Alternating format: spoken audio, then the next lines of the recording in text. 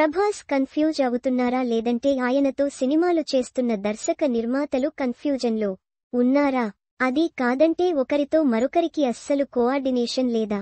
ఈ అనుమానం ఇప్పుడెందుకొచ్చిందబ్బా? అసలు ప్రభాస్ విషయంలో జరుగుతున్న ఆ కన్ఫ్యూజన్ ఏంటి అనుకుంటున్నారు కదా? మీకెందుకు ఆ ఆలోచన? పదండి హాయిగా ఎక్స్క్లూజివ్లో మాట్లాడుకుందాం. సినిమాలు అనుకున్న టైంకు వచ్చినా రాకపోయినా తెలుగు ఇండస్ట్రీలో ఎప్పుడూ బిజీగా ఉండే హీరో మాత్రం ప్రభాస్ ఒక్కరే. సెట్స్ పై 2 లైన్లో 3 ప్రాజెక్ట్స్తో ఎవరికీ దొరకనంత బిజీగా ఉన్నారు రెబల్ స్టార్. అయితే వీటి లైనప్ విషయంలోనే కాస్త కన్ఫ్యూజన్ క్రియేట్ అవుతుంది. ముఖ్యంగా ఏది ముందు ఏది తర్వాత అనే లెక్కల్లో మేకర్స్ మధ్య క్లారిటీ మిస్ అవుతుంది.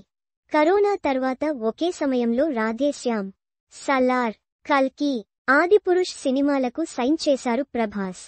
అవి సెట్స్ పై ఉన్నప్పుడు డేట్స్ విషయంలో చాలా ఇబ్బందులు ఫేస్ చేశారు రెబల్ స్టార్. రిలీజ్ డేట్స్ దగ్గర కూడా క్లాష్ వచ్చింది.